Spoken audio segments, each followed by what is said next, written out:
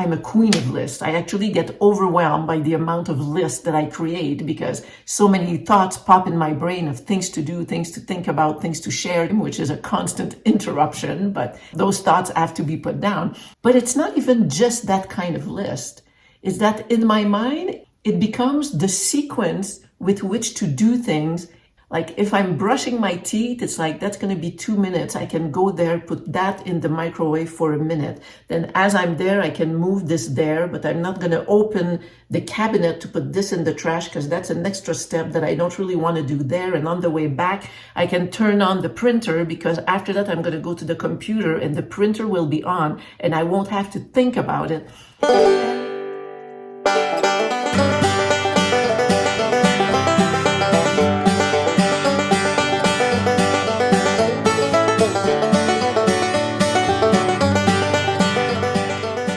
Beautiful. How are you doing? So, as highly sensitive people, we feel different. We usually feel like we don't fit in. We are overwhelmed by the simple requirements of daily life.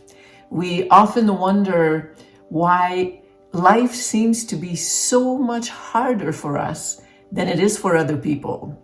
We look at other people and they just seem to be doing life. And it seems like it's not a big deal. And this is so not our experience. Our days or just life seem to pretty much always leave us like frazzled and exhausted. This morning, I want to focus on a different part of this. And that's because I've been discovering things about myself in the last few days. And so many things have just clicked. And it has to do with the fact that my brain seems to always be firing on all cylinders, all the time. I've often tried to explain to close people around me in my relationships how my brain always seems to be in overdrive and kind of overheating. And it's hard to explain that. And I never had the words. I always thought I was kind of weird. And I was always perceived as like, you know, what is she talking about? It seems like a complaint, like a vague thing to try to explain something that I didn't quite understand myself. And in the past few days, when I've been on Instagram and some shorts on YouTube, I've been picking up on the ADHD brain. And when I heard that, somebody mentioned that to me, oh, you're ADHD. And I was like, no, I'm not. Like, I don't have that much of a different brain. It doesn't have a name. I'm just me. It just functions like that. Anyway, in the last few days, I've been watching some tiny clips that got my brain going, of course. And this morning, I was watching a 10-minute YouTube video about somebody talking about ADHD. And that 10-minute video, as is customary to me, took me like half an hour to listen to. Why? Because every sentence, sometimes a single word, triggers such thinking in my mind that I have to pause and make notes. In that period this morning, these are the notes that I made. I mean, and it goes on and on and on.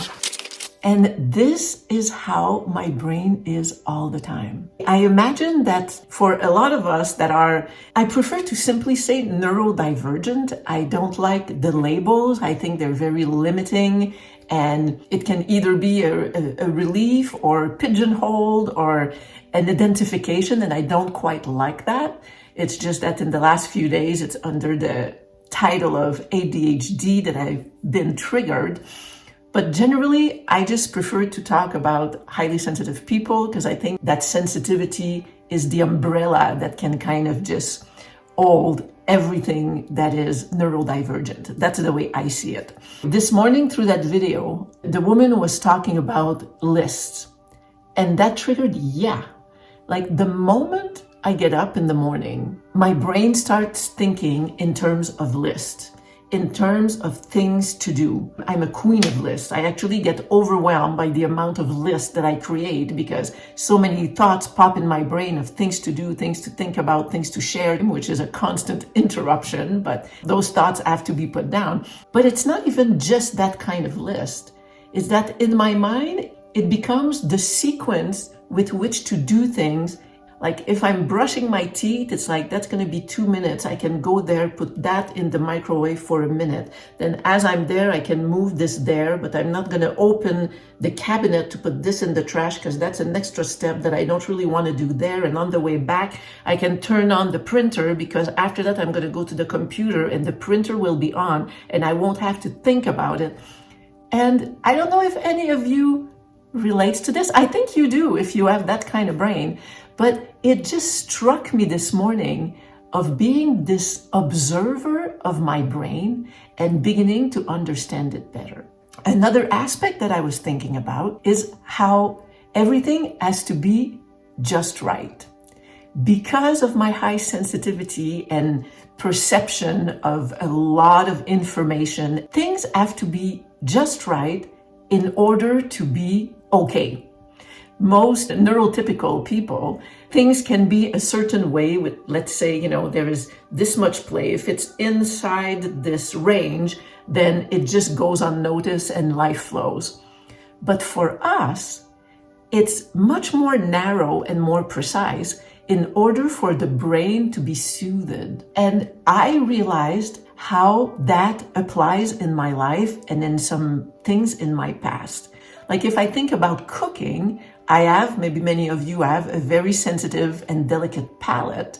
So it's great because I will cook things and think of such creative ingredients to make whatever I'm doing have a taste that is just right, that balances in the mouth or pushes this accent so that there's a little stimulation somewhere. So it's great for cooking fantastic meals because we're great creators. I imagine that a lot of chefs maybe are highly sensitive too. But I was thinking of another thing in my life. Like with my ex-husband, we would move constantly and get into a hotel room and extended stays or in houses. The moment I go in, my mind sees the big picture of the air's not going to flow there. This corner doesn't have enough lighting. I'm going to have to do something about the smell. The bed should be moved like that so that there's better flow there. And all these things ping in my head right away. So at first it can actually come across as negative. But after I see the big picture and all the things that need to be done in order to make things just right, then I go into adaptation and remedy mode, and I will just arrange everything so that things flow, and then I'm happy. But this is part of that brain. And there are other things that I realized, and I won't go too long into this video about them because I think I'm going to be making other videos about this. But for example, how if there is something scheduled for the end of the day, I'm in a holding pattern for the entire day. Sometimes if it's the beginning of the week and I have something scheduled for Wednesday, I'm in a holding pattern for days. Also, preparing for something is almost more overwhelming than the thing itself. If I'm going to go on an adventure for a few days, the preparation becomes like a huge, overwhelming endeavor. There's also this idea of hyperfocus.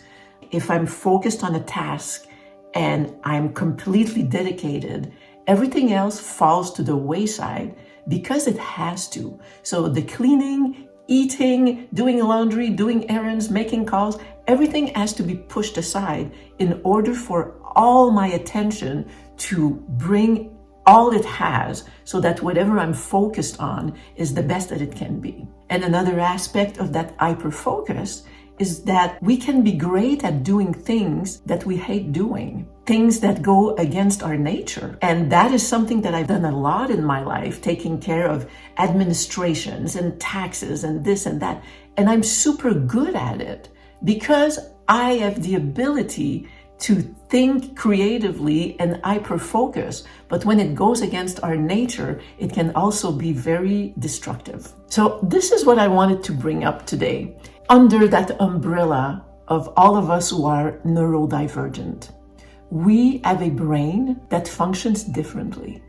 Our vehicle is different, and we need to talk about it, educate ourselves, understand ourselves better, and then show ourselves some love and finally understand that there's nothing wrong with us, but that we are different. And I want to invite you, because I recently connected with a man, Michael Schwengel, and he is also a HSP YouTuber, and he helps HSP entrepreneur design a business that works for them.